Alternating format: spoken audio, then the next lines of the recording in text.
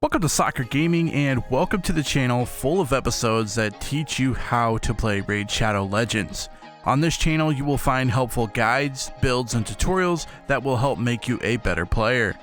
Whether you are a casual player or a diehard Raid player, there is content for you on this channel. And in today's episode, I'm going to show you a little insight on Summoning Rush and kind of how things work with Summoning Rush, and also a little bit of a cheat code on how to get some extra shards. So if you'd like to watch that, stick around.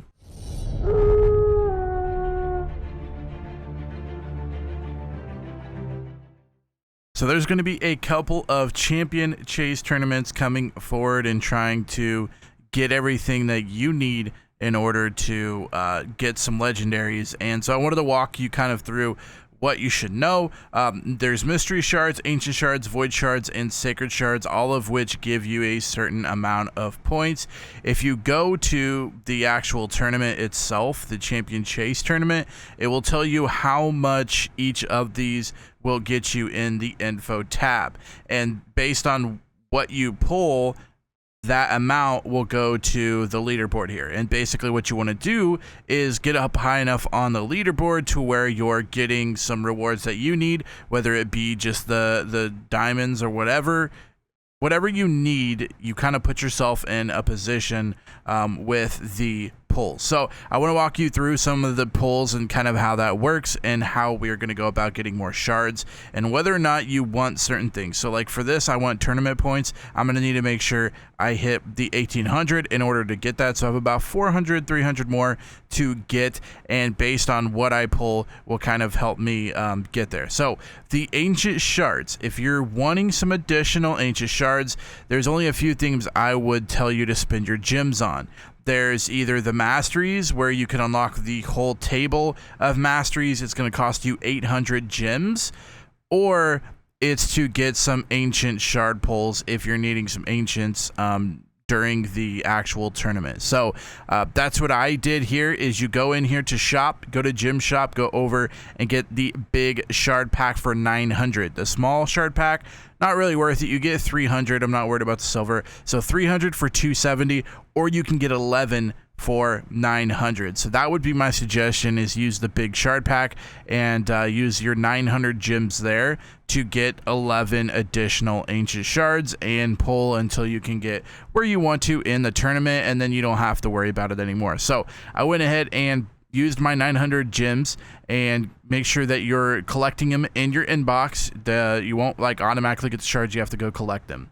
Then now that you see that we have 25, basically right now is a double sacred pull, so we're not getting anything extra in the ancients. We're still 91% for rare, and epic, and then legendary is 0.5%. So we're still kind of normal there, but it does kind of show me that we're probably going to be pulling some sort of epic in this. With 25, we're for sure going to hit an epic.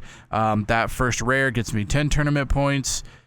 Second rare gives me another 10 tournament points. I believe if you unlock if you unlocked a new one, if you get a rare you've never had before, you'll get more points.